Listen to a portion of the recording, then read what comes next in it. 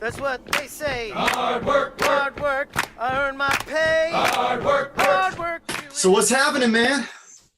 It's good to see you. Good to see you, dude. How's it going down there? I mean, it's going, man. We've been staying really busy. We've been, bike shop's been open, normal hours. We're still been open. I mean, we're not letting people in, obviously, but we're there. Mondays we're closed always, so we're closed today anyway. And we've been working on, just picking up food and getting food distributed. You still there? Yeah, I'm here, man. I'm skipping. Hold on a second. Yeah. I want to hear all your words. And you're breaking with me. It's hard to find office space these days when I got 5 kids in my house all day. I imagine, man. No, it's rough. I think that might be better. Yep. So I'm in my current office is just my truck. Just sitting outside the house or whatever. Yeah, our shop is closed down. Our offices are closed down. So you said you guys are still open for business. Yeah, we are. So we're literally the only store in the entire mall that is open. Wow.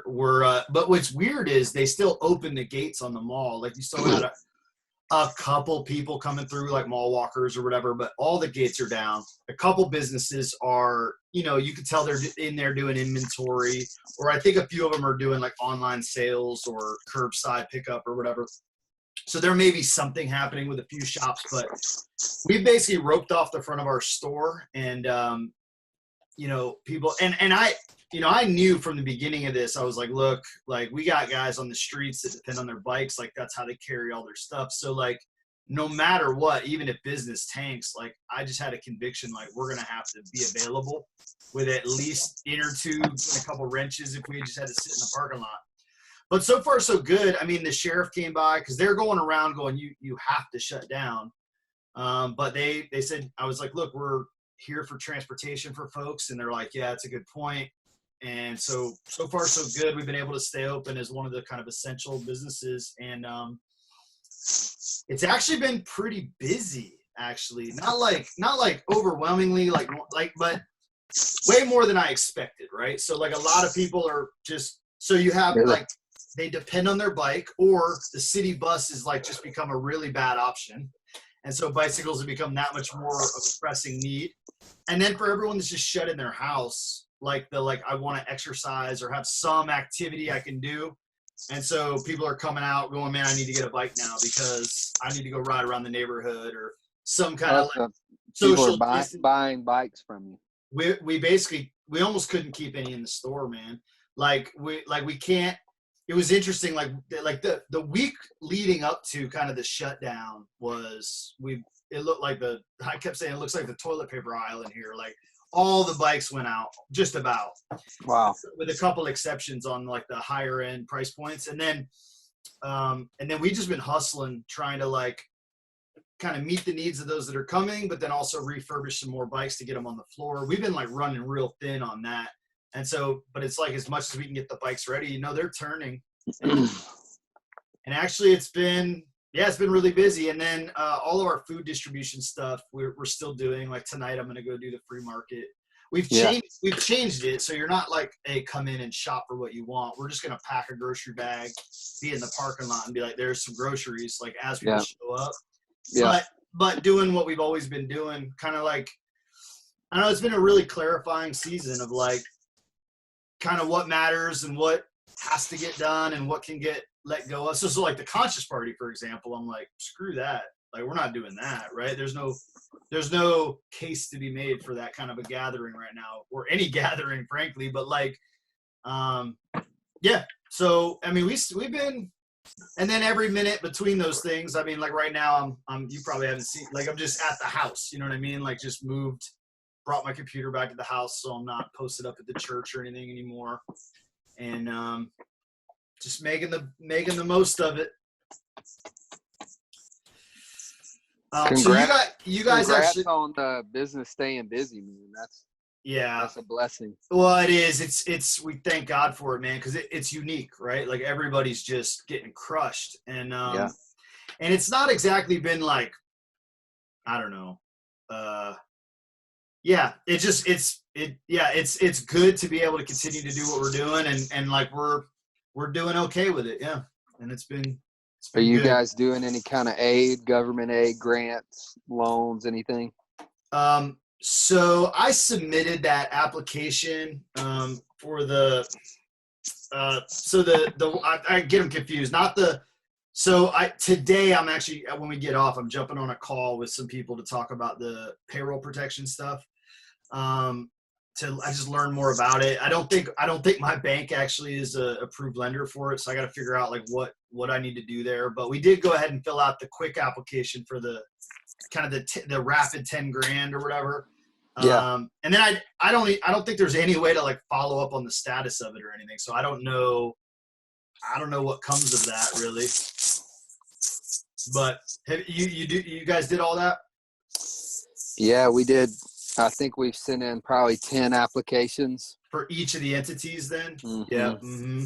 Here in Alton and in Birmingham. So Good.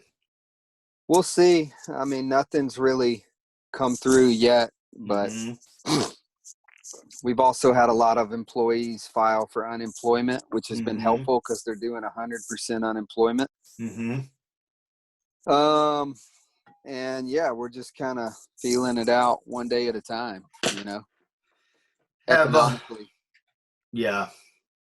Yeah. So you guys, because you pretty much all of those businesses are down now, right? No. I'd say half. Mm-hmm. There's a lot of businesses that are still running at full steam. Our landscaping company is still cranking. Actually, I think their business has picked up a little bit. Interesting. I think dudes are home and they're like, dang, I got to get this patio built. Mm-hmm. Mm-hmm. Our construction, it's really more of a home remodeling company. I would call it a small construction company. Mm-hmm. But they're doing more business than they've ever done right now, currently. Really? You know, our custom woodworking shop is doing business. There's a handful of others, but yeah, our service industry, or really more like restaurant, especially our big one, like our cafe and our coffee company is shut down and is struggling a lot. They're not doing roadside pickup or anything like that? A little bit. We actually shut it down here in Alton because it just wasn't really worth it. You got to do quite a bit of volume to kind of keep someone there doing that, right? Right. And to justify getting them out and interacting with that many people, it just really wasn't worth it. Yep. So like my friend Scott in St. Louis, who runs Sump Coffee Company, he lives above the shop, so he stayed open and he's running like pickup. Mm-hmm. But I think, and you know, I don't know that this is true, but I think that he's either laid off or unemployment or postponed almost every employee, you know. So I think some scenarios call for the ability to do things like that. You know, we're still running wholesale, but now we're losing wholesale accounts because restaurants are shutting down. Yep. You know. Yep. So anyway, it's bad for everybody. Yep. But there also are some pretty incredible programs that are being released right now that if they come through, not just the family stimulus packages that are being pushed or have already been approved, but also the business. So I could talk a lot about that, but it's really boring. But yeah, we're almost every day I'm filling out a new form. Yep. Now, me or my wife. Now, I'm just curious personally, like so I had a question about this because like I filled it out for the well, and then I was like, oh, you know what? I probably should have filled that out for well-built bikes. But then how does that work as the kind of disregarded entity flow? Like, Because then you can put, okay, I got an EIN number for this. It's an LLC. But then when you come down to like, is it a nonprofit? It's like, it is technically it's a non. I just didn't complete it for Well Built Bikes because I was too confused on how to answer that. Totally. Well, thankfully, my gift in leadership is finding people that are smarter than me. Mm-hmm. And so I have not had to really walk that administrative line of understanding. However, my wife does. And if you actually want to talk, like want to set up a conversation to talk through how we've done that for all of our entities, because every single business in our network is an LLC under a nonprofit. Right. Correct. But yeah, man, they're recognized as businesses with revenue that generate revenue to support employees and to provide salaries and hourly income, and all of that matters. And in fact, on multiple occasions, there's been benefit for being recognized as both, because we're applying for multiple grants for both entities. But all that to say, they actually streamline it, bro. Like, say you're a donor-based nonprofit, they will cover the expenses of those donors. You see what I'm saying? So let's just say hypothetically, I have to raise $100,000 a year in donor money for salaries for our nonprofit, for our 6 staff members. Yep. Well, even if those donations don't stop during this economical downfall, they will supplement that money for 2.5 months, right? Is that what it is? The equivalent of 2.5 months right now. Right. Yeah. We don't know, but yeah, that's the minimum. Right.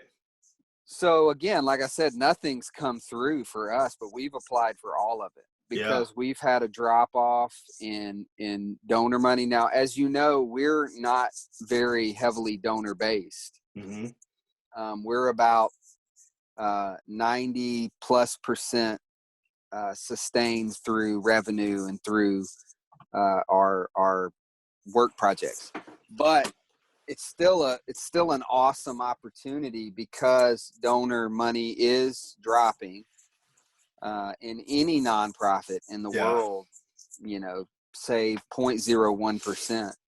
I think my friend Brad Briscoe over in St.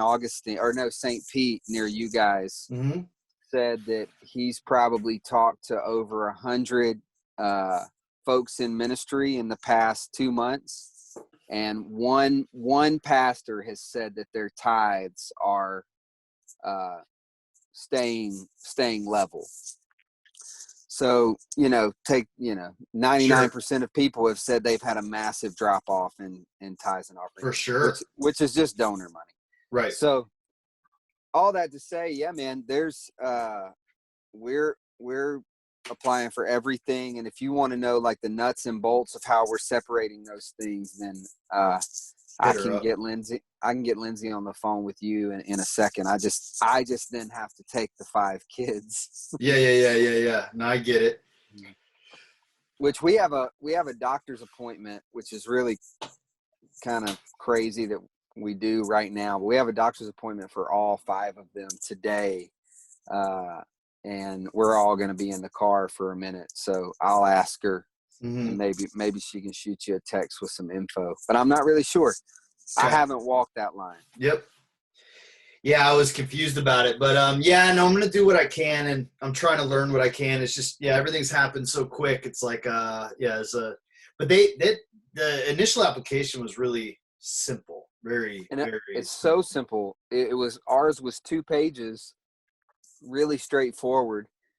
And then the crazy thing is, man, it feels like a new subsidy or grant or stimulus is coming out every week. So I mean, I don't know, will they compound? Will they increase? Like, you know, they did the family stimulus of Mm-hmm. like based on your income, $1,200 and kids and whatever. And then, so that was approved. And then a week later, the Democratic side was saying we have to do another one, double that one. So I think they're just going to continue to try to, because they're trying to save the economy, right? Yeah. But I also feel like guys like us are kind of in a good spot. I mean, it's interesting. Like, I think this is going to be an important conversation in a year to 2 years, because how will, you know, our last long conversation was all about the kingdom city and how business works from within it. Mm-hmm. Well, of course, we had no idea what was coming. No. I mean, this is wild in light of that conversation. Yeah.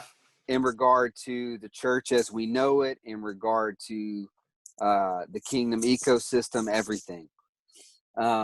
So my mind has been running wild the past 2 months. But all that to say, like, if our businesses fail, and I'm not saying they won't, maybe they will, but if they do, I'm going to be curious as to, like, well, then what's the point?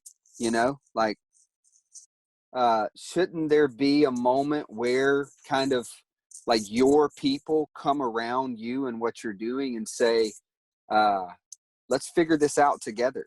Like, let's get through this. What do you need? How can we prop up well-built bikes and make sure we get through this time? And there's a lot of nuance there. That's a limited perspective, but I guess what I'm saying is I think the kingdom economy should be able to make it through a recession like this, a pandemic like this. In fact, I would actually say in an idealist mindset, that's kind of the point. Yeah. Is if the rocks start to fall, people say, well, we can find work there. Mm-hmm. Like, we can find refuge there, you know?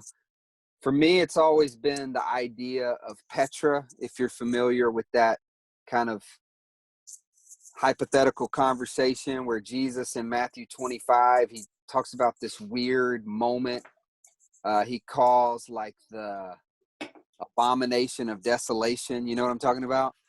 Go on. I think so. Yeah. Mm-hmm. Anyway, you probably shouldn't, but it's just this one little, you know, snippet of, hey, he's like, hey, by the way, when the abomination of desolation comes, head for the mountains. Mm-hmm. And then he just kind of moves on. You know, it's all in the midst of loving the least of these and moving up into the Great Commission. And, well, you know, most people believe those mountains are kind of a reference to Petra, which is this kind of safe refuge in that area of the Middle East, Judea, Samaria, Jerusalem, wherever, in the Holy Land. And so I kind of lean towards Petra is a reference to the church, like the true church. That when the rocks start to fall, find the church. Not, see, and here's the thing. It can't mean the buildings. It can't. And right now proves it. Crystal clear. Because even, like, it's crazy, man. Here's a thought.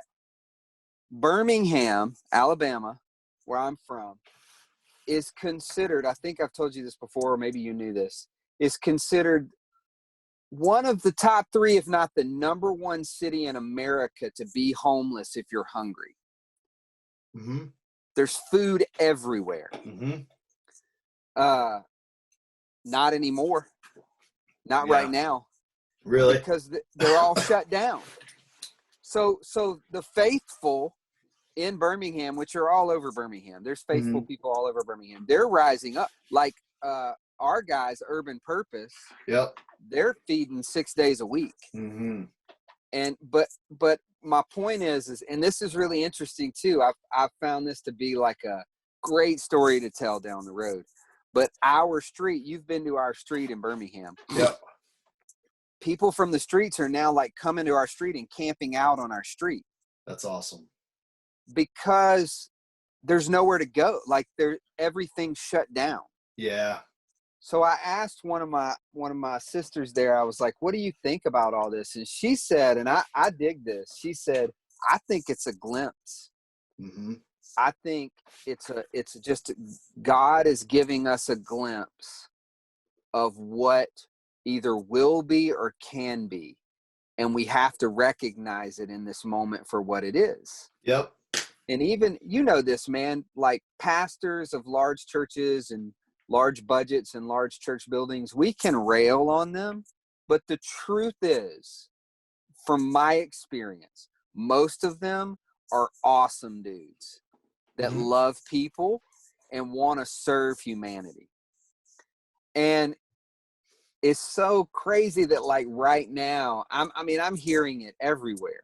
I'm hearing, oh gosh, I gotta like kind of bring it together, because I saw a buddy the other night write something on his Instagram or something like that. He said, sitting in my cul-de-sac with my neighbors. He's lived in his neighborhood for 8 years. He's never met his neighbors. He said, I'm sitting in my cul-de-sac 6 feet apart praying with my neighbors. I didn't even know they loved God. Mm-hmm. And I just wanted to, first I wanted to say, this is awesome. Right. This is exciting. But secondly, I wanted to say, right? That's what we've been screaming for years. Right. From the mountaintops, is because of the style and, for lack of a better word, the system that we live in. It's not an either or conversation. It's not like, well, I do this or I do that. It keeps you from knowing your neighbors. Yeah. It keeps you from it actually hinders you. And even, paid pastors and whatnot are like, man, we're having to figure out how to teach people to know God interdependently now. Imagine that. Together. And I mean, you've seen the big movement is the live stream. Yeah. But I'm telling you, dude, this thing will probably end and it'll blow over and we won't be able to really see. But that is going to crash. Yep. It's going to prove to be both financially weak. It will not produce the dividends that are 300 plus years of services has produced. It just won't, because now people are like, I can really listen to anybody. Mm-hmm. And why listen to this dude when I can log on to this other website with this dude who's like next level communicator, this band, this next level. I mean, if you watch some of the worship times of the smaller communities, their sound quality is so poor, and their musicianship is fine, but it's just not, they can't do it. They don't have the money to pull it off. So it's really awkward, when you're there, it's kind of sweet. It's like, this is sweet. It's a family singing, not when it's a live stream with an iPhone. Right. My point is that they're trying, man. It's not going to work long term. Yeah. So this thing might not be long term, but they're the smart ones. And I've talked to a ton of them. They're asking the questions. They're like, man, we've got to teach our people to know God and walk with God interdependently, not dependently on this thing. And I'm like, right? So I don't know if we're gonna, I'm writing a lot about this right now. Maybe this thing's a fluke. And in a year, we're like, remember that? What was that thing called? Like COVID? But I don't know, man. I'm hoping that it at least awakens the hunger to discover some ancient ways, I mean, honestly, man, I think it's one among many examples of like, and I it's funny you said like glimpse, and I don't know, a week or two ago, I just posted something about and I was just thinking about the the word apocalypse, right? Like it's a glimpse, it's unveiling, right? And in so many ways, people use this like, oh, it's the end of the world, apocalypse, but it's like, no, right now though, you can see what matters. You can see what doesn't work. Like it's made very obvious what is broken and what is going to rise to the top and shine. And that's going to be true in the economy. That's going to be true in our families. That's going to be true in even just personally, like I don't know, to me, it's been really interesting just watching myself go. I'm learning a lot about myself just as this plays out, going, how am I reacting to what's happening, right? Am I prone to fear? Am I prone to, like what are the things that are emerging? But I think you're exactly right within the realm of the church. And it's exciting because it's like there's a rupture in the status quo that's like there's a real crossroads here. Like we at least have a choice now, right? Like there's at least like a moment to pause and go, do we? I keep thinking of Dorothy Sayers' essay called "Why Work." So she wrote that in the Second World War when everyone basically they started going, "Hey, we got to conserve oil, resew your clothes, this and that." And she writes this letter going, "Hey, listen, when the war is over," she's like, "I keep hearing people say when things go back to normal, and it horrifies me because do we really want to go back to be so wasteful? Do we want to go back to be consumers? Do we want, like right now we're producers, right now we're working, right now we're conserving, right now we're doing what matters most for the art of war at the time." And she's like, can't we do that for the art of peace? And one of the powerful reflections right now is look what happens when the collective global will decides to change something. Like it's unimaginable change. Like, no, do you hear any airplanes? Right? Like to shut down commercial flight, to shut down the economy. It's truly unimaginable. Nothing. Right. I mean, obviously the forward thinking, researching. I mean, the Bill Gates types, some of the government gurus, like they saw this. I never could have imagined. Not 2 months ago. And look, I'm sitting here on a road, cars are passing by, it's really peaceful. I'm as happy as I've been in 10 years. Mm-hmm. But the truth is we might never see anything like this in 500 more years. Mm.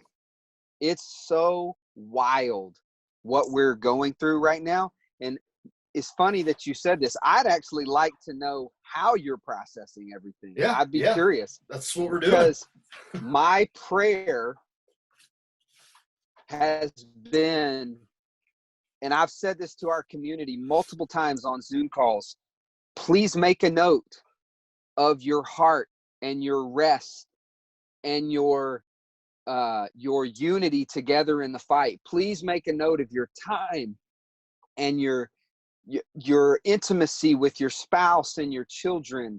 Please make a note of your anxiety and the lack thereof, which I do think is dependent on things like community and proximity and things like that. I think people who are here's the crazy thing, man, by and large, now I know the wealthy still have a leg up in this thing, but what we've seen with like the coronavirus, COVID-19 overall is it doesn't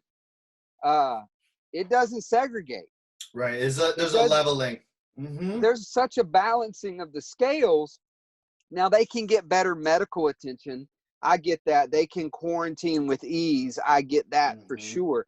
It is actually on some levels, it is even further exposed the vulnerable, right? Yep. Because of finances and work and hourly wages and service industry. But yeah, man, I have prayed consistently. Just help a remnant of us, because I'm not, I'm not an optimist, right? Like I haven't been an optimist for 15 years, but I cling to hope, like Cornell taught me to, that a remnant would hold on to this moment and and not let it go, man. Like, not move back into that. As who were you quoting earlier? Was it Dorothy Sayers? Yep. Yeah, that we wouldn't move. And I don't know how. Like, here's my confession. My phone or social media or whatever, I'm never going to give it up. But I would give anything for it to all shut down. If Right everything, now? yeah, if everything fell apart and phones were done, I would lift my hands to the sky. I would thank God. So I know the trouble it would cause. I know the inconveniences it would create. But it's the same thing as before this. If somebody was like, how would you feel if, like, we had to isolate and really focus on our little circles and we couldn't? I'd say, man, I feel like we're returning to something that is pure and that is right and how we were meant to live, but we can't anymore. It's like it's an incapability of us to escape the flood of information and of false connection and of the light shows that are happening everywhere. And I can say, hey, I'm going to discipline myself. I'm going to only use my phone for 2 hours a day. I'm going to only check my email twice a week. All that's well and good, but that just makes me like a cool, disciplined guy. I'm saying I want a community of people to realize that life is actually not better with all these connections. Is actually not better when we're moving at warp speed of production all the time. Is actually not better when we have thousands of friends as opposed to 12 or whatever it may be. So I would sacrifice being able to Zoom call John Dangler to be able to focus solely on a 3-block radius for the next 25 years. I would. Now, if it happened, I'd probably sing a different song. You know, it's funny. It's funny. It for me, and maybe given the current circumstances, I've never been more grateful for those exact things. So the fact that you and I can actually catch up right now and talk like this, I'm like, you reference all the meetings you were having with your team. Even they're on Zoom. Like you're. And actually, man, it's weird. Just on the counterbalance maybe side of that, not even to argue with it. Just like, come on. I've been really grateful for those things, and even something like, all of the, I don't know, like every night you can go online and go, God, the whole world has gone live. Like literally, it's like I went the other night. It was like David Ramirez, Talib Kweli, like just one to the next to the next. Actually connecting with people from all over the world, and especially in a moment where the whole world is sharing in this experience, right? That's the only thing that I think is debatable. Everything else you're saying, I'm down, and I agree with you. I really do. It still doesn't contradict what I said. No, it doesn't. I'm thankful that we're getting to do this. That's why I qualified it as a sacrifice. I would sacrifice this. Yep. But the statement, the definitive statement of what did you say? They're connecting with the whole world. I'd love to open the door. It's too big of a conversation. Sure. But what if David Ramirez just shared his art with his community forever, and then I shared my art, and we somehow never got to connect all of the art all over the world, but we got to be connected to the people we were with. So I'm suggesting, as dense as this idea is, I'm suggesting that it actually, in the long run, disconnects us more. When I sit and listen to a Jeffrey Martin house show or a David Ramirez house show, which I've listened to both of theirs, on my computer on a Sunday night, I'm actually over time disconnecting more from where I live, The household and the household, the people I'm among, not just because we're thinking we got to think more than just COVID dimensionally. I'm saying take that, because there is a deep sense of gratitude. I mean, how much harder this would be, this moment, if we had no ability to know what others were thinking and to hear from credible news services and things like that. Yeah, I'm saying even beyond the pandemic, I'm not convinced that any of it is actually more beneficial than it would have been had we just stayed faithful to the little nook where we are in the world. And someone could say, well, it's a both and I would go, I think that's considerably believable, but it hasn't proven to be true. Sure.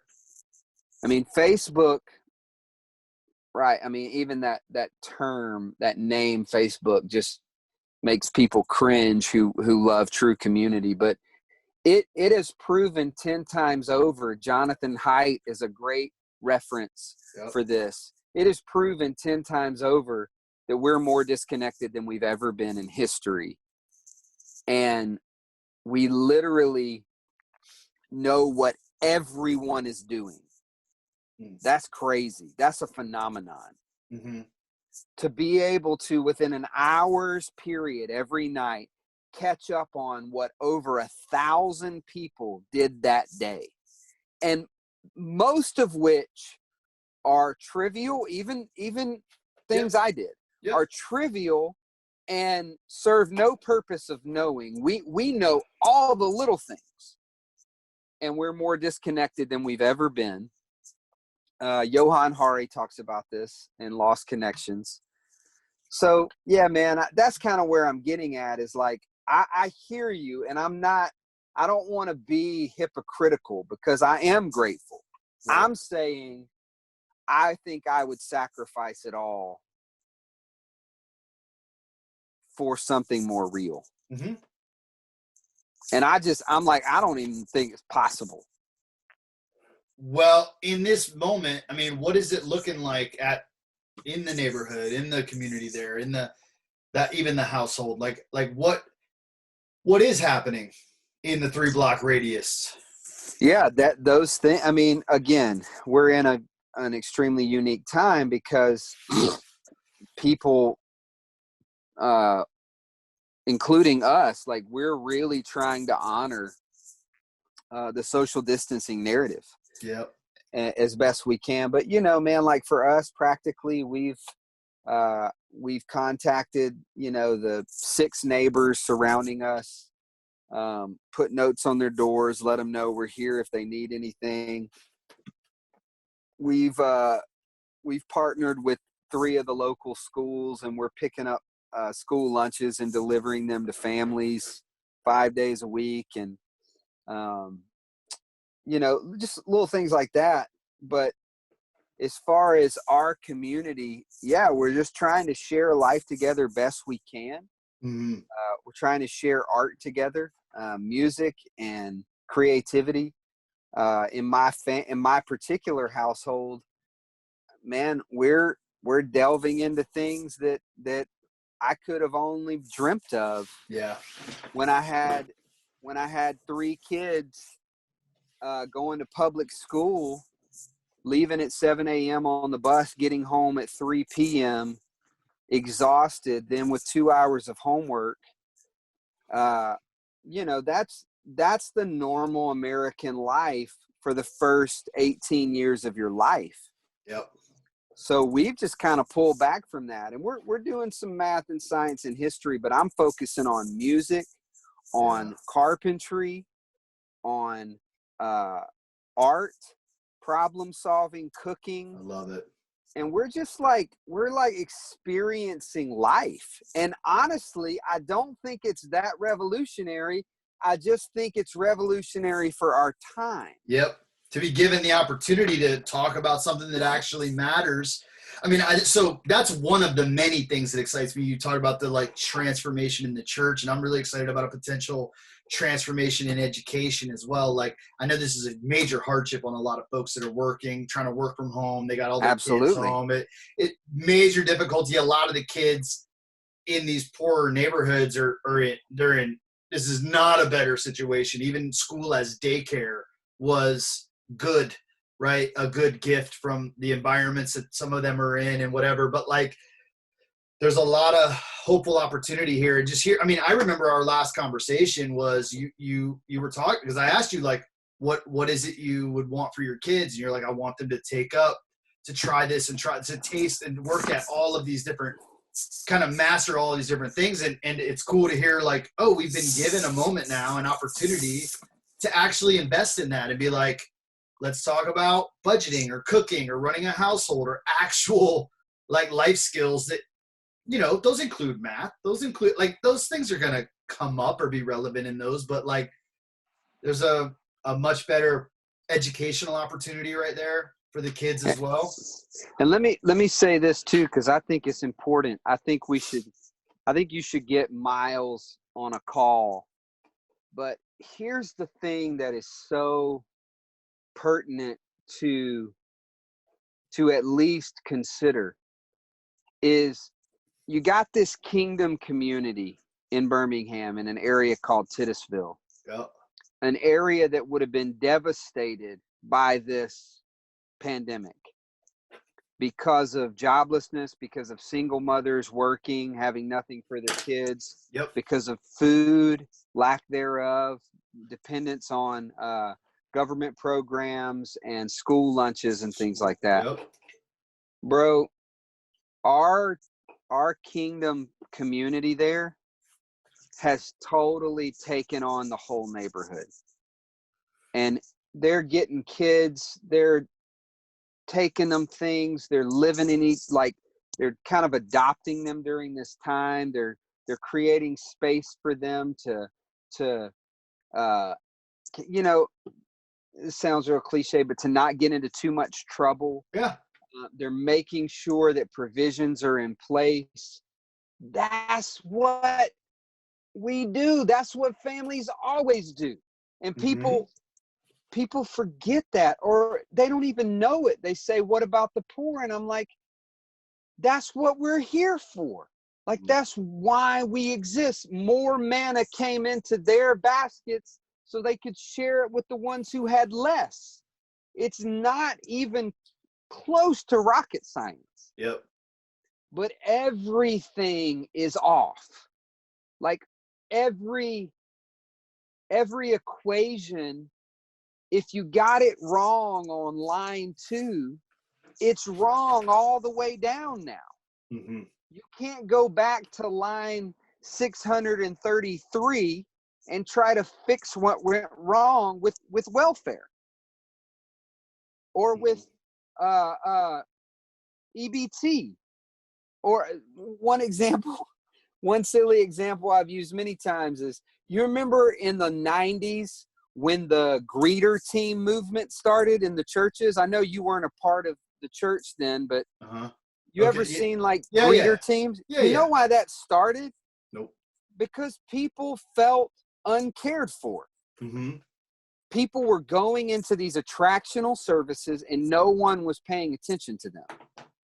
And they were leaving and they were filling out on the cards, no one noticed me. No one talked to me. So let's say that's line 711 on the equation. Instead of going back to 2 where we messed it all up, we just went back to 710 and added a greeter team to try to fix the problem. It's not fixing the problem. Right. Those, no offense, greeter people, but I know you don't care about me. Like, I know you want to care about me, but you can't, because your job is to wear a vest or a name tag and greet every person that comes in. So the cynical ones like me go, get away from, I know you don't care about me. Now, some people are like, that's enough. And I appreciate that, and I'm going to stay here for that reason. But that's a silly example of what I mean is it's all off. Right. So when we say, what about the poor? We got to get government programs. Yeah, I agree. We have to, but that's not the answer. Right. The answer for me always will be the church. The church is Petra. The church is the city. And when we're there, no one should worry because we find all things in common. We share all things. Every table has a seat at it. Every seat is level. I'm not talking about communism. I'm just talking about family. Yep. Like my family, the McCall family looks this way. The Dangler family looks this way. When Erica walks in, nobody goes, she needs to sit on the floor.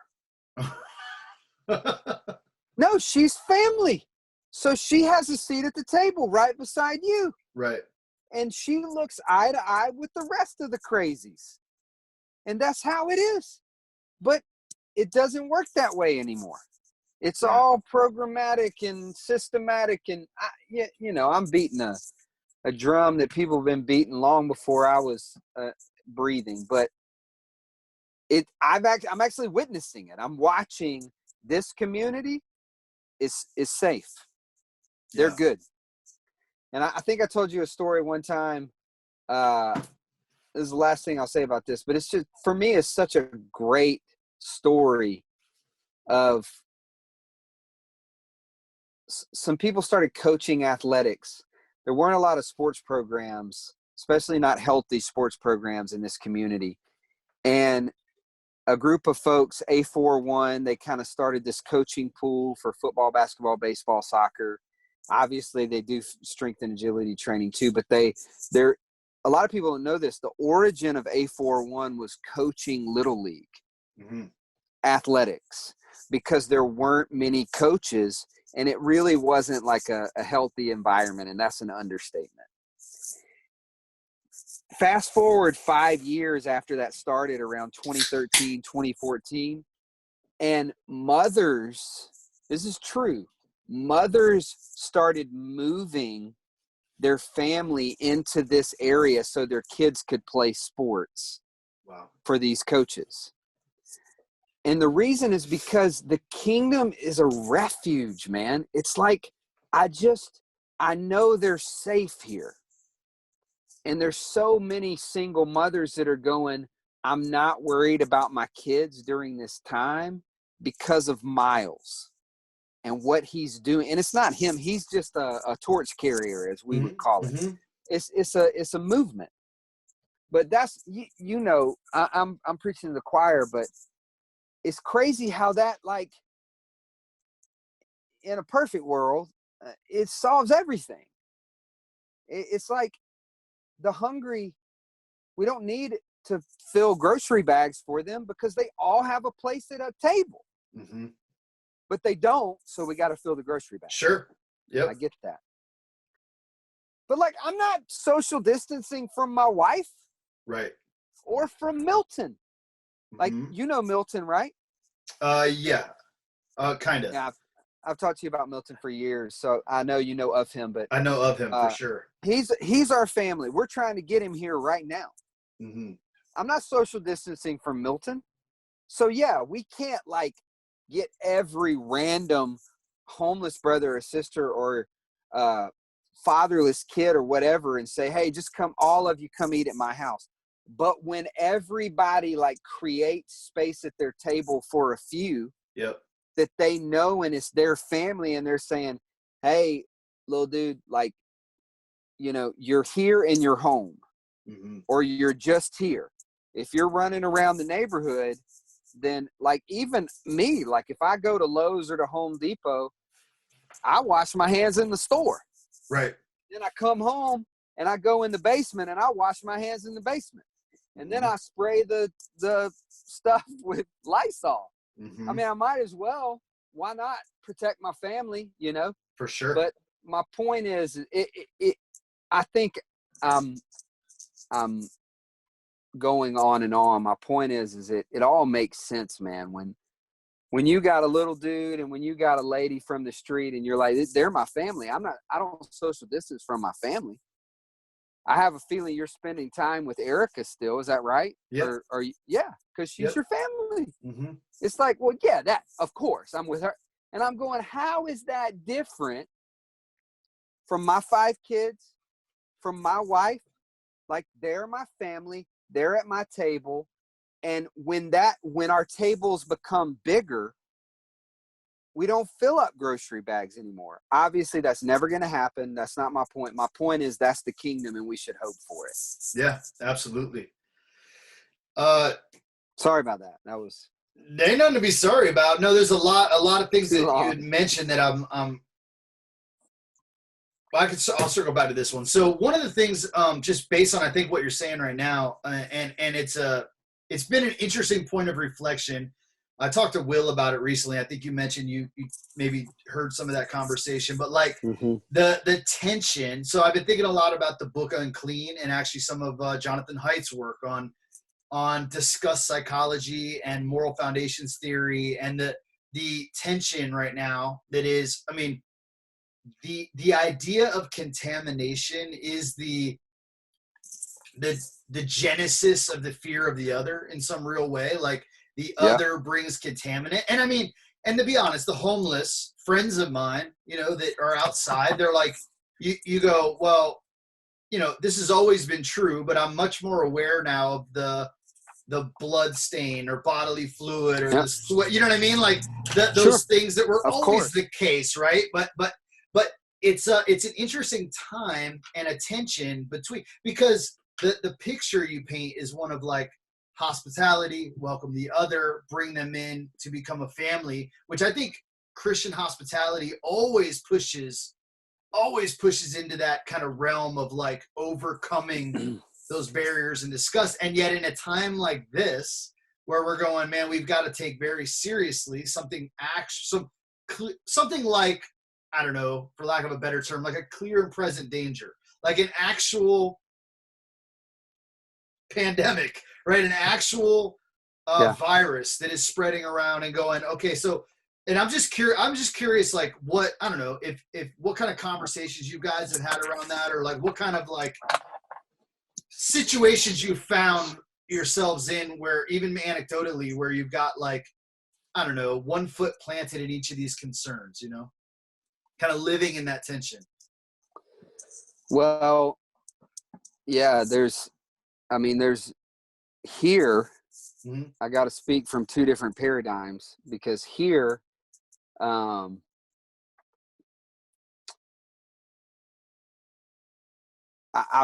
give one example. I feel like I'm kind of putting myself out there because many could see it as irresponsible, but our next door neighbor here,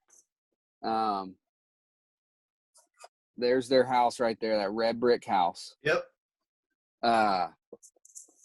It's a elderly couple, and they take care of their grandson, Josiah, who's 3 years old. And yeah, man, I mean, it seems like they're kind of losing it. Like they're cooped up in the house all day, every day. They don't go out. We're not out socializing. And we just took them a note one day and we said, hey, here are some cookies. We Lysol the container. We're here for you guys. If you need anything, we can pick up anything. And their grandson, Josiah, is my son, Ezra's age. And one day he walked over when they were jumping on the trampoline, and we just let him jump on the trampoline. Right. And for some reason in that moment, we both kind of looked at each other like, and we felt compelled, maybe by faith. I think it was more by reason. Yeah. I don't know. You know what? Let's receive Josiah and let's give them a break. And they kind of stood on their porch and watched him jump. And so let that story be like maybe a microcosm of how we've processed that. If what you're saying, I'm totally with you, man. Like your John Dangler in Tampa 35% of the entire homeless community knows who you are. You're interacting, and that's a dangerous arena with people that have no protection from disease, from virus, and now you're interacting all the time, and we're learning more and more that this thing really is not good news. But I'm kind of going, there's no solution to that. Oh. But now I'm looking at Birmingham, Mm-hmm.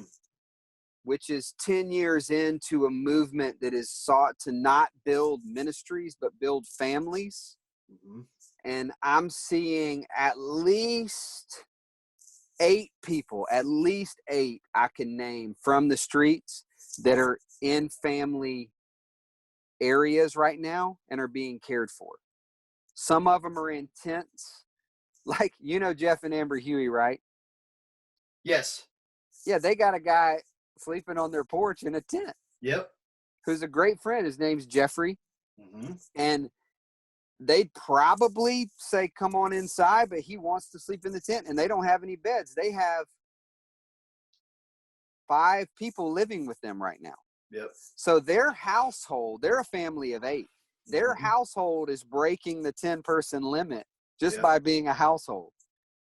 And that's just one of many stories. Milton lives on our street. He has an apartment now on our street, and he's being taken care of, but everybody knows Milt needs to stay inside.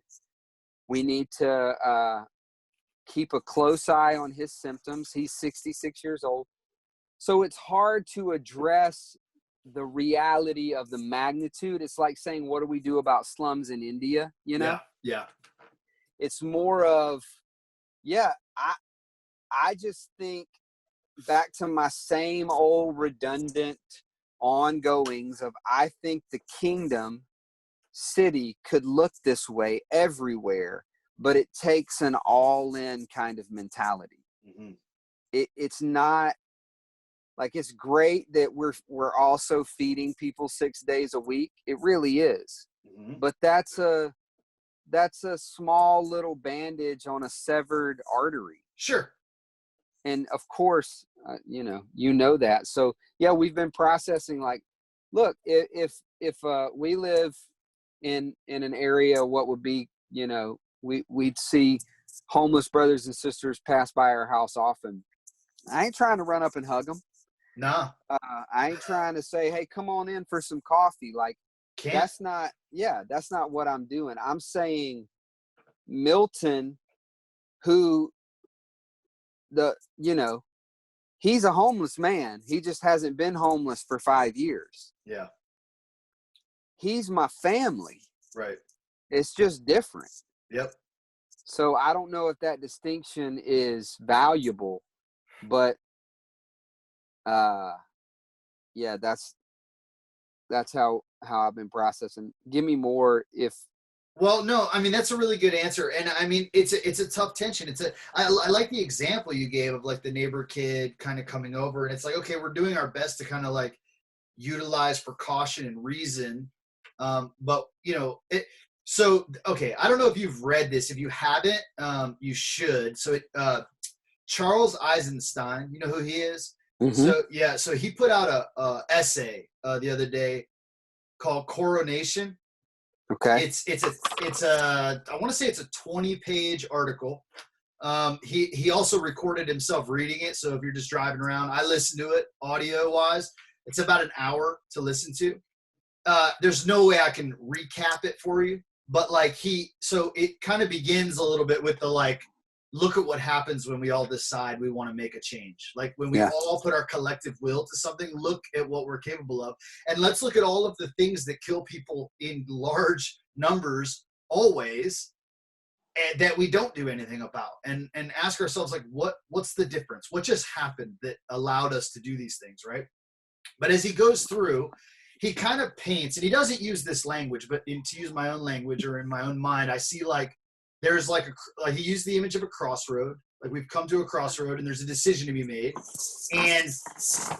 And one of those roads is something like a path to the kingdom. Like, this is not his language, but something like the picture you're painting, right? There's so much hopeful opportunity here. But one of those roads is, like, a totalitarian, like we look how easily we can like give ourselves to totalitarian control and like being overlorded and separated from one another. He's like, and it's funny when I was reading it, and this was like, you know, I don't have a lot of like visceral emotion a lot and I was listening to it, and I was laying in bed, and I had this like feeling, and I was like, yo, this is the first time since all of this started that I felt something that I would call fear, like fear. And it was when he said, and it was something like, it's not unimaginable that this goes on for a really long time. And it's not unimaginable that another variation of it follows on its heels. And it's not unimaginable. Like he starts going, what if this is the new normal? Like it is not unimaginable that all of a sudden we live in a world without hugs and handshakes. And it was actually that, like the idea that, and so what, anyway, you got to read the article. It's really worth reflecting. Like it's a deep, profound reflection in both directions.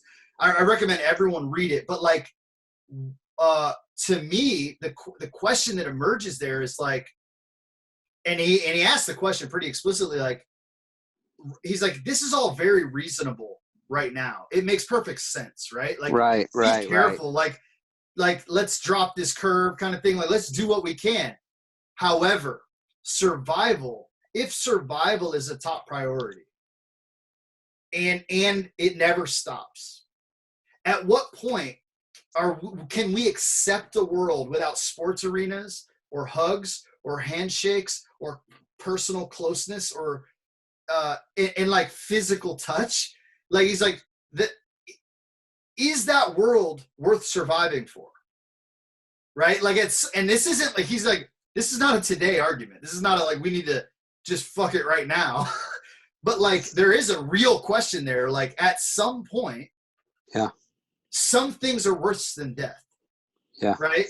Some realities are so unacceptable that, and it's like, this isn't the space for that, but it's man, I cannot stop thinking about that question. Yeah. And I will say it's funny because in the face of like all these people I talk to that go, I'm afraid of getting sick, I'm afraid of losing a family member, like there's a lot of people afraid and dealing with anxiety temperamentally, but also for some very real reasons. Yeah.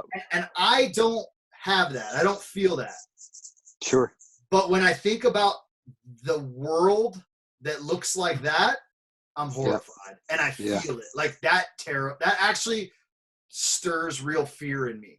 And it's funny because I feel like that reflection comes all the way back to a moment where a neighbor wants to play with your kids. Like in some way it's embedded in it. You know what I mean? And you're like, look, right now we got to do our best. We got to be careful. I gotta shower, wash my clothes, wash my hands. Like that makes perfect sense. And it's the right thing to do. I'm not a fan of pushing back on that. Right. Right now.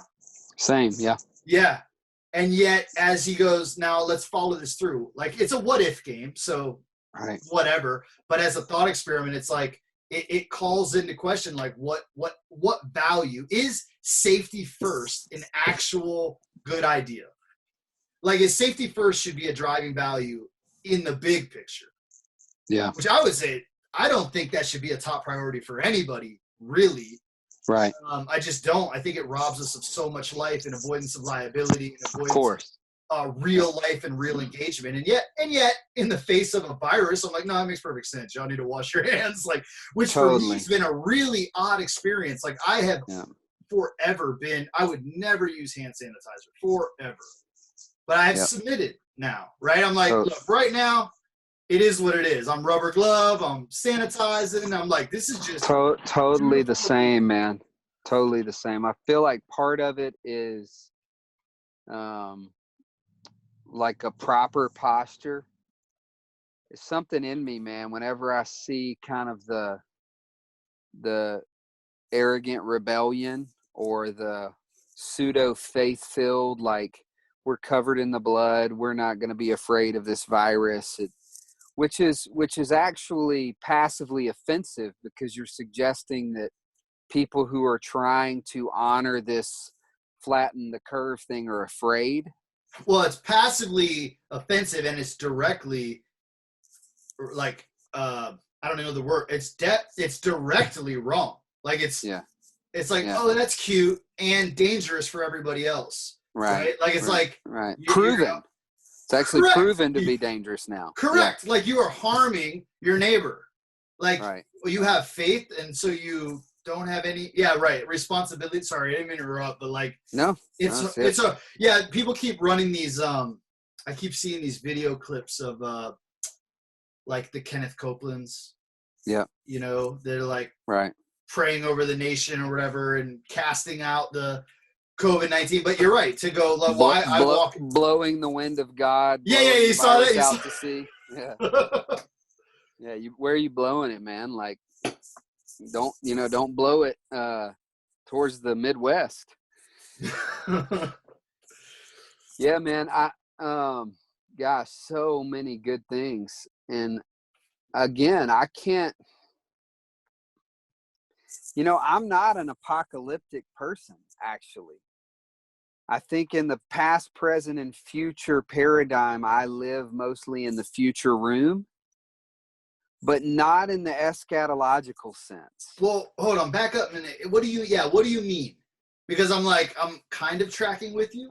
So future oriented, I got you that way. But words like apocalyptic and eschatological, I think let's define terms a little bit. Like, what are you saying? Yeah, like I don't think about end times a lot. Correct. I don't think about the world coming to an end, and I don't think a lot about like what I mentioned earlier, the abomination of desolation, Antichrist type stuff. Mm-hmm. I do think like for theologians or for people who tend to lean on the scriptures for direction or hope, I do think we need to be careful to not let the kooks rob us of our understanding of what is to come. Mm. Because the question is when, right? Like it's not an if something, or if like something's going to happen at some point, or, I guess the book of Revelation is a tricky book, but if you take Daniel, Matthew, and Revelation and you understand the scriptures a little bit, I feel like you could go, okay, something's going to happen. Mm-hmm. The question is when, not if. The question is when and how. So when I say I live in the future room, I'm more meaning in like the Strength Finders concept of futurist. I don't mean it in the concept of like, I'm always trying to identify the signs of when Jesus is returning and how the world is going to be redeemed and how humanity is going to end and the Great Tribulation. Like, truthfully, and maybe this is a fault. It probably is a bit of a fault. I actually don't ever think about that stuff. Right. But I've started to a little bit. And there is a part of me that, man, it's hard to say this well because it's such a kind of exposing conversation. And I want to make sure that I'm even being honest with myself. But,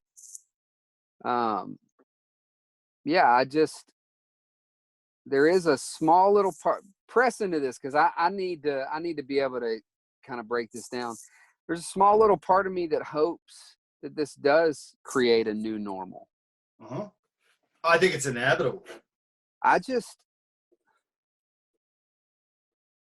don't see the point, man. Like, we're so lost. We're so lost in technology and in running and man, I find, do you have much exposure to the Native culture, the Native American culture? Have you spent much time like learning their history and their stories? And a little bit learning, but I can't say that I have much personal exposure. Oh, right? Nobody has personal. Well, not nobody, but yeah. Yeah, I mean, very limited. Yeah. Unless you live near a reservation or meet a random actual functioning Native American. I'm just saying, like, sure, genocide is a real thing. Sure. I think you know this about our community, but we've been very influenced specifically by the Lakota people, and have spent some time in North and South Dakota, up in Cannonball where the pipeline was. And there's some books by a guy named Kent Nurburn that would be incredible to spend some time in if you have free time, called like The Wolf at Twilight, Neither Wolf Nor Dog, or a book called The Lakota Way. And part of these book narrative journeys that have been so appealing to me is just the kind of the fantasizing of returning to life together like that. Yeah. And I don't even know if you have that in your context. I mean, I know that you have a little bit of it, but I don't think you have a lot of it. I'm like kind of putting myself out there, but I've tasted it, and I don't think there's anything better, man. Like, I don't think all the access in the world can supplement what it's like to just have a people and to create together and to enjoy. In some ways, man, I actually think, like you mentioned David Ramirez, I actually think the massive exposure to art has robbed us tremendously of art. Mm-hmm. Because why do it?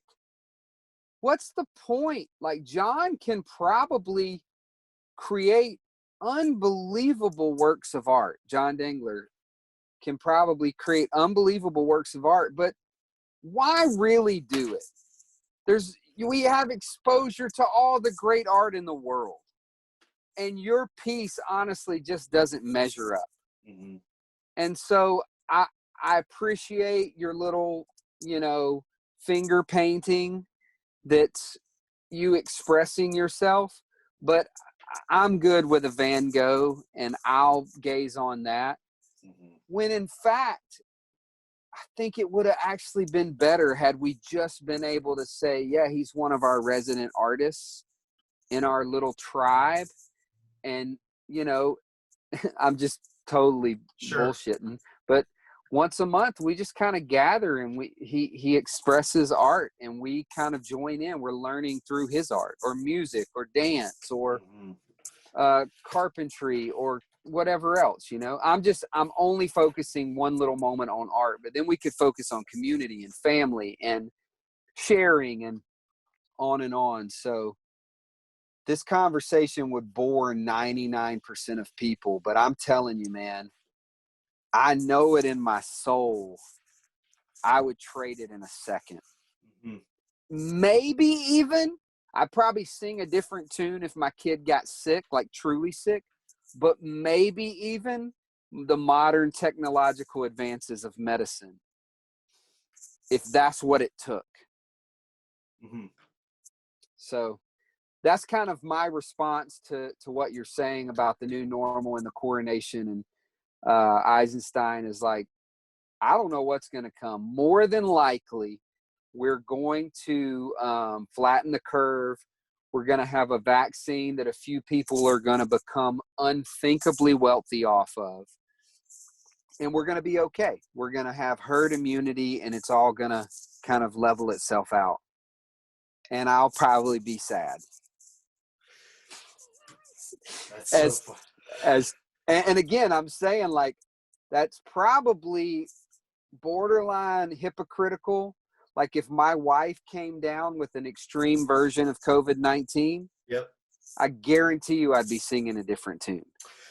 Well, sure. And I mean, it's one of those, like, I don't know. I guess, like, there's a gradient, right? There's like, okay, right, that all gets taken up, and then there's everything returns to normal, so to speak, right? Like what it was, versus like the potential, totalitarian world that it's illegal to come out of your house and interact with other human beings, right? Right. And then some, and then there's, but like I guess, like, in my mind, even when you said new normal before, and I was like, I think that's inevitable. I think it is inevitable as some middle ground of those things. Like, you go, I think the church will be transformed by this. I think the use of technology will be transformed for this. I think the way that people engage in work and maybe working from home or whatever, that's going to be transformed by this. Like, I do not think, so you're like, talked about a time like, I don't know, a year or two down the road, like, oh, what was that thing?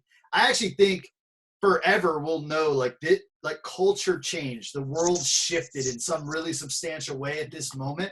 This was But like a total epic in time. But what it will be is a question mark, right? Like how much we return, how much it goes to that other side of the gradient or whatever there. But I think it's clear is like, yeah, if it all goes to shit, the structures, because that's what you get a glimpse of right now. And that's why I wanted to push on you to go define what you mean in terms of apocalyptic thinking or whatever. Because for me, I go like, I actually think that's the exact right word for what's happening in the technical sense of what it means, right? Yeah. It is unveiling what matters. It is unveiling who you are. It is unveiling the literal definition. Yes. Yeah. And then like, because I'm right with you in terms of like all of the things you were rattling off of end times, the kind of like the Armageddon, the end times, the end of the world stuff. I'm like, it's funny. I have like almost an inability to think about that stuff. Like I have,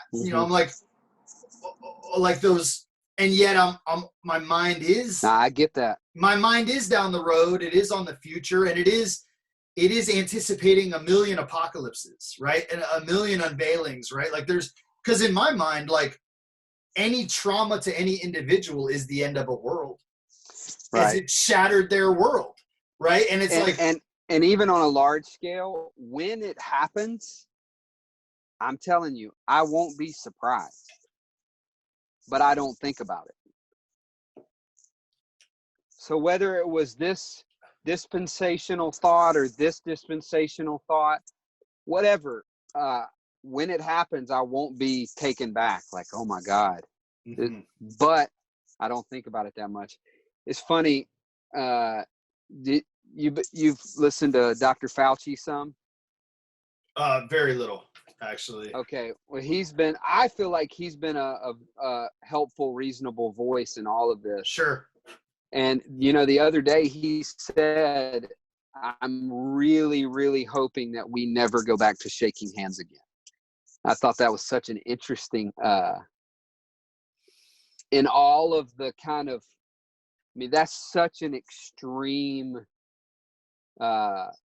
desire, for a culture that has built itself on this greeting.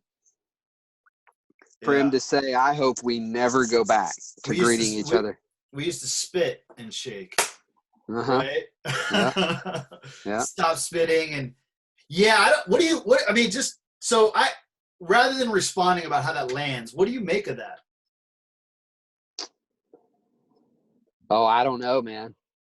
I don't have a response. Yeah. It to me, it just unveils what we're talking about is this. That's a microcosm. This thing has the potential of altering all of what we know is normal. Everything. Mm-hmm. Yeah. Already has, and we just keep saying for a minute. Well, the minute's getting longer and the minute's getting longer. And so when this started, like week 1, when this started, I told here, like for you locally, week 1, like. Yep. Yeah. Which was early March. Yep. I told Lindsay, I think we're hunkered down until around July. Yep. I don't know if that's going to be true. I'm not, it has no prophetic skin to it. I just looked at the data and I looked at like how this thing was growing exponentially. And I could not see any reasonable way that we could be back to, I'll see you at the coffee shop at 10 before June or July. Yeah. Oh, go ahead. Sorry. But I'm saying, I don't know, like, so when you, like, think of it in terms of atrophy. I don't know how much atrophy is going to set in over that time. You see what I'm saying? Like, it could be in July that we're in a good spot and we're only 1 year away from a helpful vaccine. But what ripple effects can that 5-month period of atrophy have on the next 100 years? Oh, yeah. Is what I'm intrigued by. So substantially, right? Because it's, I mean, yeah, right. What will it take for the economy? What will it mean even in our communities of people that are, I mean, just think of like folks that are in recovery or folks, it's just like, or that what's going on in the prisons right now. It's just like everything will change, right? It's like the impact of that is, well, incalculable. It can't be projected even, because day by day the trajectory changes a little bit. Like, I mean, just personally, as you're talking about July, I'm like, well, so I was supposed to get married in June. Yeah, I thought about that. Yeah, well, we've had some hard talks, and we're gonna postpone the wedding. I mean, we're probably still gonna try to figure out a way to like get married. Like courthouse wedding and then have the ceremony later? We're going to figure something out, like maybe have like we have a friend that was going to marry us. We would figure something out where we could still like get married. But then, yeah, like. Hey, just a heads up, I can do it legally right now on Zoom if that'll help. That's kind of the way it's probably going to work out, right? Like, yeah, so. We're, and so we're like, okay, we're going to probably do that so we can like move forward in life as best we can. However, like, yeah, sure. We're probably thinking, we're probably realistically going to go, let's hopefully do what we plan to do next June.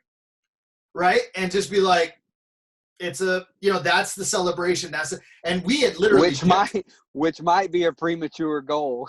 Oh, right. Like, we can't even say yet. Like, we don't know what the next 100 years looks like. Correct. Like, and there's no telling, which is both. I mean, it's funny because you said like, and I don't know what all you mean by I'm not an optimist, but I go, for me, that kind of uncertainty, like I love it. It's just pregnant with meaning and opportunity and engagement. But I know for someone like Erica, it is paralyzing with anxiety. Oh, really? Oh man, she's such a hard time with it right now. Well, it's a lot of stuff, right? So it's the personal, like that's her wedding, right? There's the personal. Then there's the like, the shifting sand. So temperamentally, she's more prone to anxiety and kind of like the sky's falling anyway. And so now it like actually is, right? And so there's like the end of the world is like causing trembling. And then you mentioned earlier, and I wanted to circle back to this. We don't have to do it now because I made a note to remember, but she runs the cafeteria at the local elementary school. So right now, all of the elementary schools all of the schools are closed down, right? Everywhere. But the elementary school is a station to pick up food. And so she's out there right now. It's like her and 3 people with, just gloves and a mask and like standing at tables as families come up and go, we're putting a bag of food on the table. There's your breakfast and lunch for the day or whatever it is that you're doing. And she's terrified of like, I'm going to get sick or I'm going to get someone sick or, like there's the physical danger, but then also like the eyes of the kids, right? Like the disaster that is their households, that is their situation, that is the need to come out and do this. And like the cumulative effect of all that, I'm like, I don't think I've ever seen her in a state like this, right? I hear you. Stress and anxiety, which, I'm thankful to be. I mean, my temperament is both great for that as a balance, and then also not great for that as a conversation.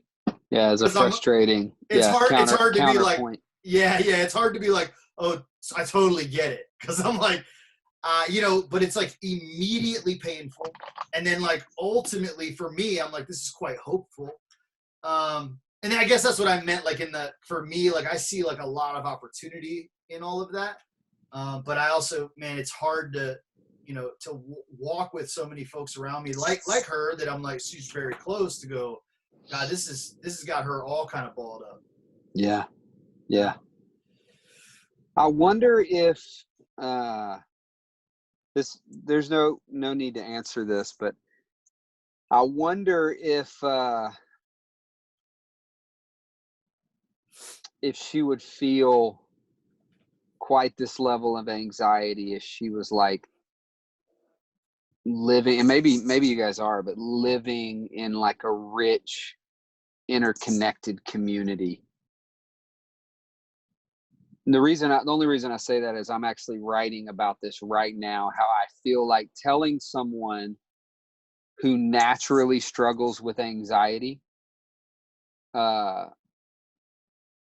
Philippians, I think 4, maybe, be anxious about nothing, but through prayer and supplication, let your request. So don't be anxious. I think it's not only harmful, I actually think it's abusive if you don't teach them the kingdom and how the kingdom can be embodied in their life as well. Because it's so here's how I. Oh, you mean to say don't be anxious? Yeah, like I'm just saying. Of course. From like a pastoral perspective, like I'm standing on a stage, Erica's in my congregation, right? And I say, don't be anxious, because the scripture says don't. I think it's for someone like her, I think it's borderline abusive. Sure. For me to tell her that law without the offering of the kingdom. The way I've framed it is actually in light of this whole happening,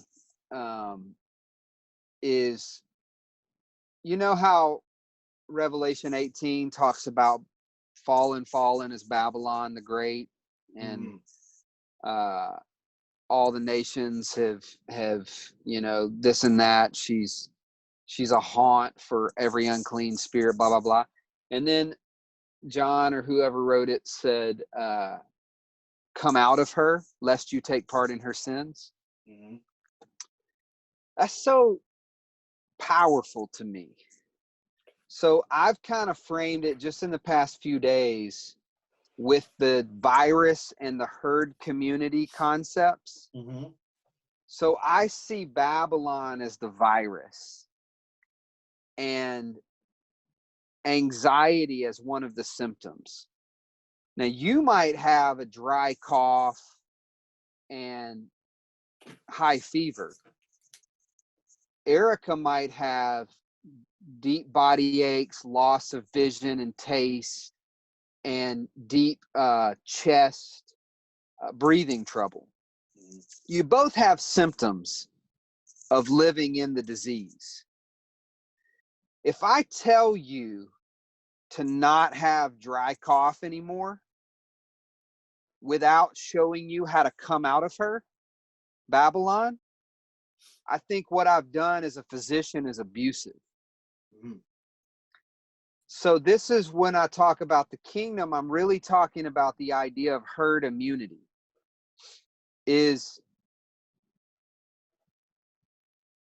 overcoming anxiety, I think personally, for someone who is prone to that symptom, I think is by and large borderline impossible apart from herd immunity. Is what I'm saying making sense? Yeah, I think so. I have a thought. So let me see if it's a response or whatever. But like, there is a way in which in the community, we are diverse, right? We're really different, and so obviously there's let's say there's a level of anxiety or something that is, let's say, detrimental to anyone, like your body coursing with cortisol or whatever. However, as a valuable temperament, there is like a really important place for like the Chicken Little among us. That's right. Like, that is the one that will see the danger. Sure. That isn't, whereas there's also the place for someone like me or you, where you're like, maybe not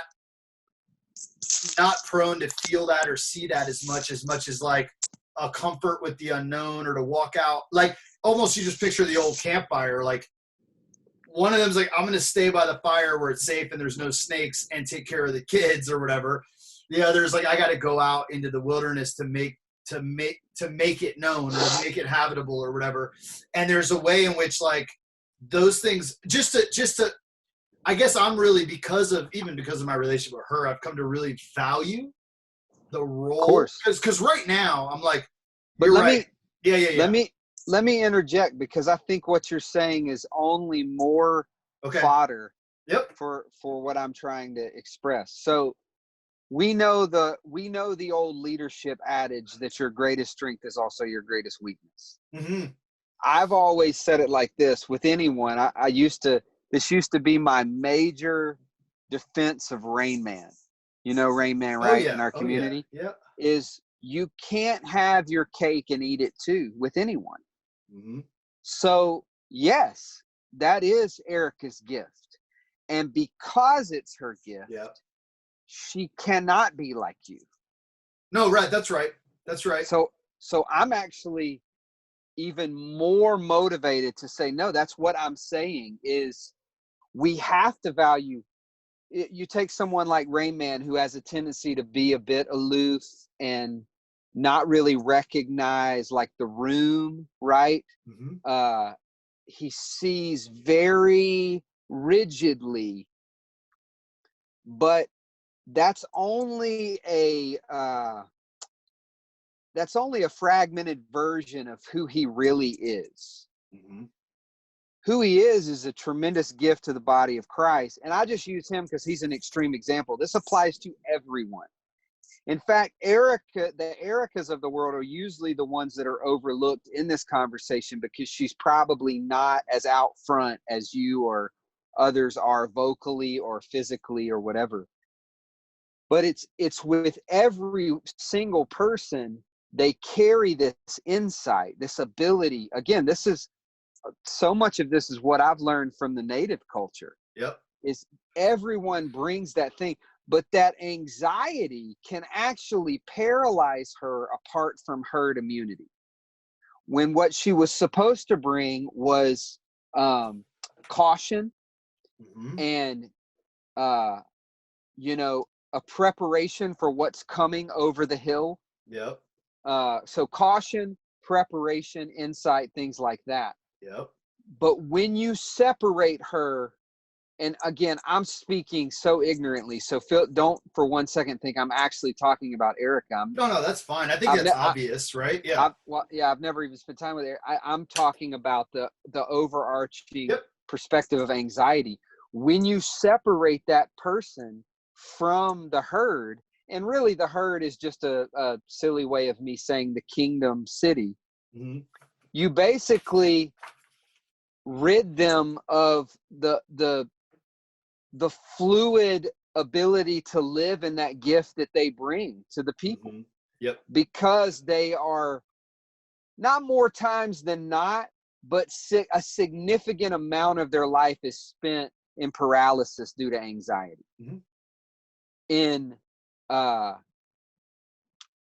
not over caution, because that's not even the proper term. It's not negative enough. Like totally missing out on what would have been due to control of worry and anxiety.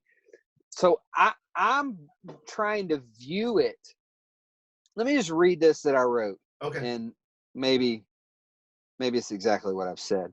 I've read quite a bit about herd immunity during this pandemic, and it's such an interesting concept that even if you're not immune to the disease, or even if you're not vaccinated, that because you live in a herd or a community or people that are, you will be strengthened by their strength.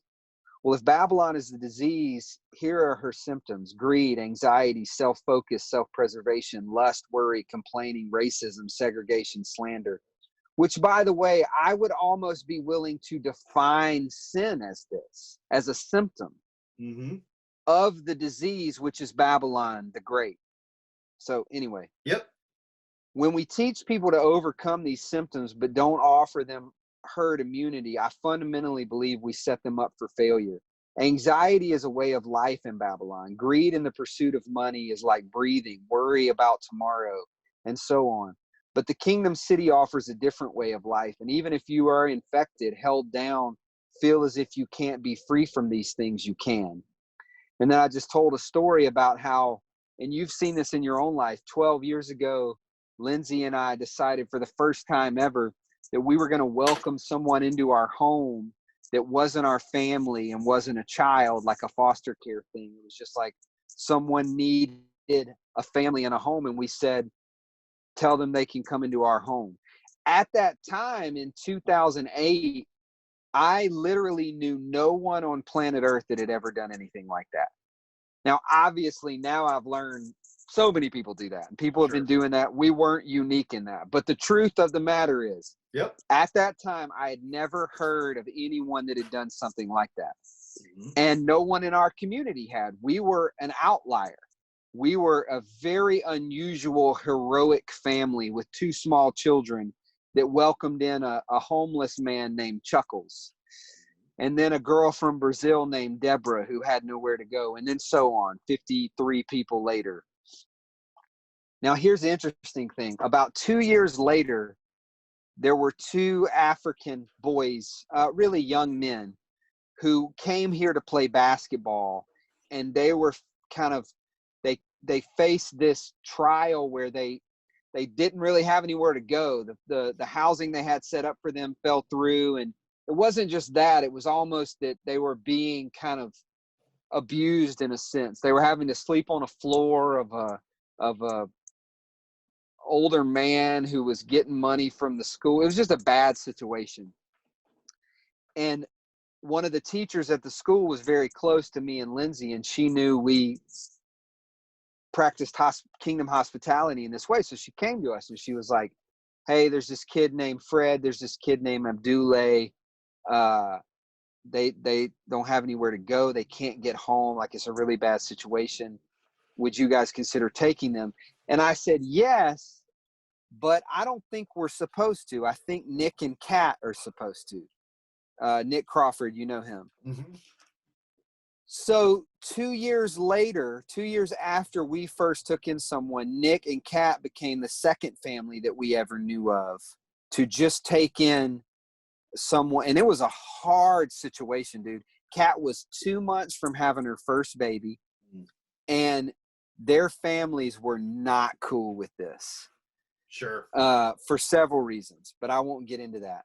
So here we are now, 2020, 12 years after we first took in. By the way, Nick and Kat were 4 years later. That was in 2012. So we were in 2008. Here we are 12 years later.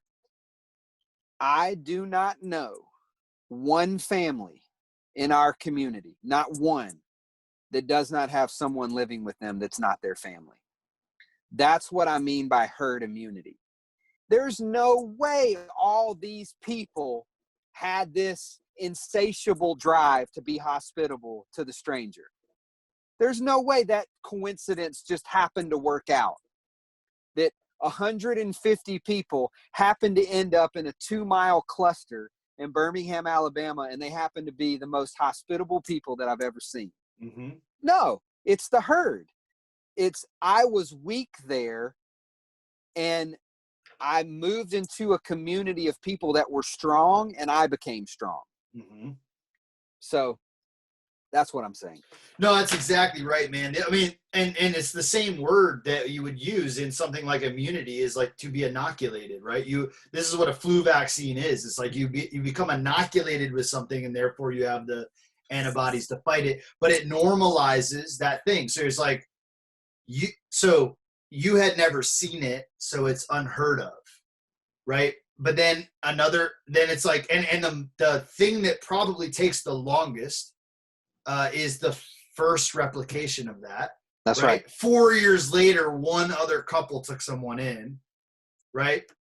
But then, another 8 years since then, you go, I've seen it replicate and replicate and replicate. And I remember from our last conversation, you said, I'm trying to figure out what's pass-onable. Well, what's pass-onable is like a virus. What's pass-onable is something contagious, right? But in some sense, you like inoculate the community with these values, which are in some sense, and I guess what you're saying is like, this is the tension. If I'm going to like the way you're using this, understanding it is like, if kind of the spirit of Babylon as the disease, these symptoms being And I think that's exactly right. Like when you look at like something like, I don't know, like homelessness, I'm like, this is just a symptom of a deeper problem in our society, right? Like that, our lack of care for mental health, like there's a million things to point to go deeper and deeper and deeper. And at some level it's a symptom of a spirit that possesses our society. Right. And this is like and my understanding, I guess, just to like echo, I'm trying to kind of echo back what I think I hear you saying is like the spirit of this community is growing and inoculating others to create these spaces, right? To create an immunity that isn't. And what's interesting there is like, it isn't, and I love this because it's not to come out of her as in the monastics go live out in the desert. That's right. Run away from society, but to drink its poison enough that you're, you know what I mean? To kind of be able to breathe life in the face of it, which, by the way, brings me back to the book Unclean that I referenced by Richard Beck, in the idea of like contamination and hospitality. That actually is one of the things that he talks about in because around Discuss Psychology, he's like, I think one of the great examples he uses early on in that book is like the study where there's like, if you got I don't know, it's like a glass of milk or water or something, and you take a drink of it and then you spit it back in. Like there's like if you spit in your drink, and then, I don't know, there's a bunch of variations of this. Like people can't drink it. They can't drink something they spit in, right? Let alone someone else spit in it. And then he had like this, one was like they put a little poop in some milk and then ran it through these things where scientifically, demonstratively, it is purified. It is back to good, for sure, measurably, witnessably, but they won't drink it because it's been contaminated, right? And he's like, this is what religious purity ethics do. They're like, I will be stained by interacting with the world. I'll be stained by getting in the presence of the people out here, rather than, and this is what he uses Jesus to illustrate. He's like, Jesus had something like a mind that, I forget how he worded it, but it was like contamination the other direction. It wasn't like if one's clean and one's dirty, they both become clean by interacting, as opposed to they both become dirty by interacting. Like there was a kid, it was transferable the other way. I forget the term he used for that. It was a really powerful term, but I remember the idea of it being exactly that. No, I'm tracking. It's a strong enough goodness to spread the goodness rather than to be made sick by what is sick around us, right? To be able to exist and stand up in a, and know that. So thanks for sharing that, and keep on working on that and writing that. Like, hopefully, I would love to know you're getting that in front of people. And maybe even just in this way, but like getting some of that thinking out. And you're exactly right, man. The coming out of her means nothing definitively geographically. Correct. I mean, it could mean like, I moved to where it's more broken. Sure. Where it's, here's a kind of interesting juxtaposition. Because, I'm a church planter. Like I think so much through the paradigm of church planting. Sure. I can't help it. But so for years, for as long as I know, the church planting model, whether it's articulated this way or not, is clearly acted out this way. The church planting model is we plant churches in wealthy areas so that we can sustain the organization. Okay? Mm-hmm. But when you come out of that thinking, it flips the whole idea. You plant churches in broken areas so that you can sustain the area, so that you can bring blessing where the righteous prosper, the city rejoices, so that you can actually bring sustainability. You don't go to sustain your thing. Mm-hmm. You go to sustain the people and to bring the hope of the kingdom to the people. So what you said is exactly right. Like, you don't, a coming out of her has nothing to do with leaving anything. In fact, it probably means going deeper into. Mm-hmm. But it is a clear coming out, you know. Mm-hmm. It's just not defined by a physical move. That's where the separatists and the monastic movements, I really think, got it wrong. Mm-hmm. That we needed them closer, not further from us. Mm-hmm. We needed their herd immunity. Hmm. It's like if we realized a handful of us in the world, 1% of us were immune to this thing, and we all moved to an island together. Mm-hmm. And what made us move to the island together was somehow some internal strength that made us immune in the first place. Does that make sense? Like, if you had the strength to totally separate from society through a monastic community, we needed that strength. Mm-hmm. We needed you to stay with us Mm-hmm. to share that strength with us, that Right. immunity to Babylon. Right. But you left us. Mm. So we're actually worse off now. Now, real quick, because that just resonated with something else that isn't related to the church, but seems related to communities. Because that echoes what the voice you just spoke in echoes a voice I've heard a lot in poor communities.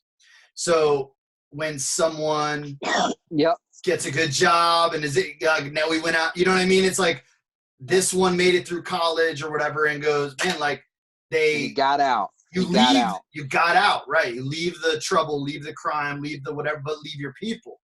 No way. Mm. I'm anybody who knows me knows that I'm a big advocate of staying. Mm-hmm. But I get it. I Yeah. get it, dude. I mean, it's like, you know, when your dad beats you your whole life, all you want to do is get out, and I Yep. get it. Yep. But no, I think we're trying to flip that whole script. Like, the last thing we want is for these kids to get out of their communities. We want them to spend their life there with us. But why would they if the kingdom's not there? Right. And how could the kingdom be there if we don't move there? Mm-hmm. If it's not, is what I'm saying, right? Like, we is an understood term of the kingdom builders. Mm-hmm. So not Taylor and John or whoever, but if the kingdom builders don't move into the places, why would anyone stay? Mm-hmm. They're going to want to come out and live in the secluded and separatist areas where we are. So yeah, man, that's an easy one for me. The repairer of streets with dwellings or whatever. Repairers of the breach. Yeah. Mm-hmm. How are you going to repair the breach areas if you leave them? Mm. And that's not even a debatable thought, man. I mean, it's like every city you go to, it's the same places, and it's always been the same places. Mm-hmm. It's not like the guys that get out repair them from the suburbs. No, they move on with their life, and in a way, good for them. Sure. Seriously. Yeah. Like some of them are my dear brothers, and I'm like, good for you, man. But I wish you'd come back. Yeah. It's easy for me to say because I didn't grow up with an abusive father. That's right. Yeah, we each have to make our own decision, man, and not hold a lot of judgment over one another. And yet, I think you're right in what you're saying is like modeling these values and inviting others into sharing them, and what you've seen over a period of time seems to work okay. Hey, so I have a final question for you, and I got to take my kids to the doctor. Good. We're running up on time here anyway, but go for it. This is a terrible last question, but I'm just curious. What do you have any like? You think this whole thing is just, and this is just personal. Like we don't have to share this with anybody else. Do you think this whole thing is natural? Do you think it's just something that happened in history, or do you have any insight into, there's some people pulling the strings here on a bigger a bigger deal? I'm like with most things, I'm completely agnostic. So like who knows? So that's one of the things I really appreciated actually about that coronation essay is there's a part in it where he's like, I'm not gonna try to like push the conspiracy narrative, but I'm also not gonna try to debunk it. What I want to do is give some overview to it. Which actually, man, there's a lot of crazy stuff, and like who knows, man. But at some level, it's irrelevant. Maybe like it's happening. But so it's one of those things like, you know, you hear like we want to see agency behind things. This is like a critique that maybe atheists will have of believers sometimes. It'd be like, you see, you know, this thing happened in the world and you want to see agency behind it. It was the will of God, or it was the devil, or it was something like that, some actor behind it. Because things make more sense to us when there's agency, when there's an actor. And in this case, man, yeah, I mean, I keep thinking of that. I don't know. I remember I loved George Carlin kind of growing up, and actually thought a lot about him because in the same skit that he talked, I think it was in the same skit, he talked about like his building his immune system through swimming in toxic waste and being foraged in toxic waste. He, are you still there? Yeah. Gone. There he is. Hey, my bad. No. All good. What was the last thing you heard there? I love George Carlin. Yeah, man. So he did this skit back in the day, talking about one. It was around immune system, and he's like, you know, we're becoming weak by sanitizing everything and this and that. And he's like, I was forged in toxic waste. We slipped in toxic waste. But in that same thing, I want to say it was in the same skit. He talked about people like wanting to protect the planet. Right. And he's like, the planet is fine. He's like, you're a surface nuisance. It could just shake you off. And those two things I've thought about a lot since all this started, because this reminds me of both of them. One is like, we are prone to like want to be safe and secure and sterile and all these things. And in a lot of ways, we've become weak because of it, right? We are not immune. Like in some sense, I think a lot of my friends on the streets are going to be way better off.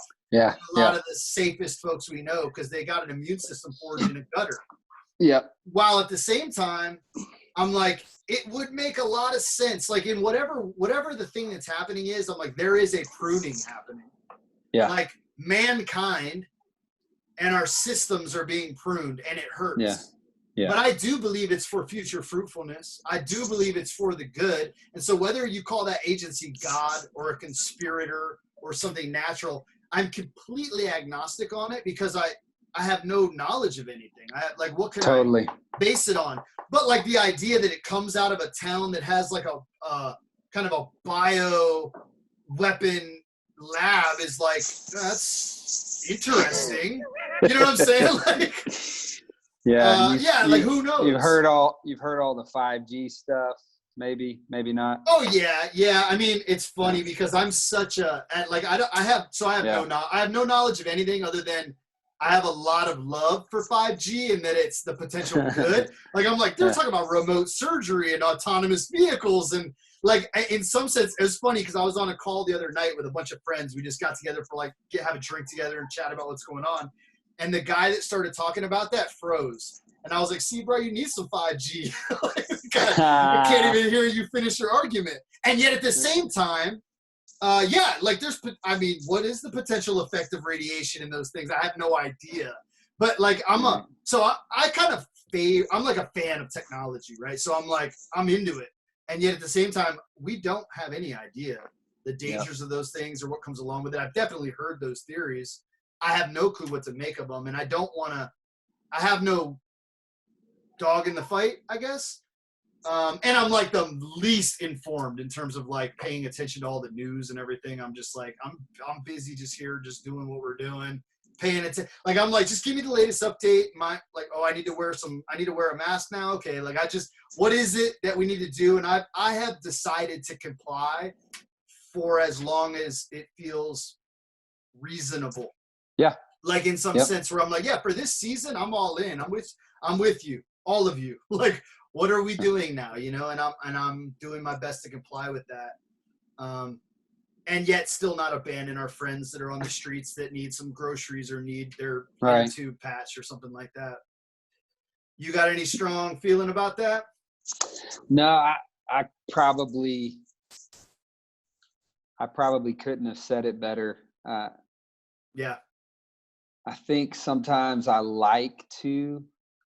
feel a little bit safer internally, not like physically, but internally when I feel like I got a pulse on things.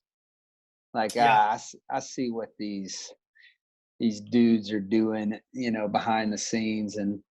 But you know, everything is a potential takeover. And I mean, the truth is because I don't really trust anybody in power by and large, I just don't really care. Does that make sense? Well, right. So whether this happened naturally or someone was behind it, and like your friend said on the block, like we're getting a glimpse. Like we just had a dress rehearsal, like of some real shit.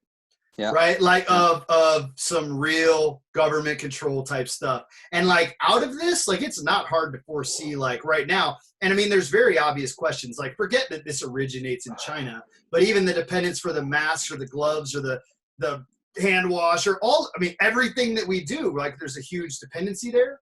And someone like Trump is going to be able to go, bro, I've been saying this for 25 years. Like, you know what I mean? And who knows, like, what happens in the global relational landscape at this point, right? To go, we need to move from that dependency.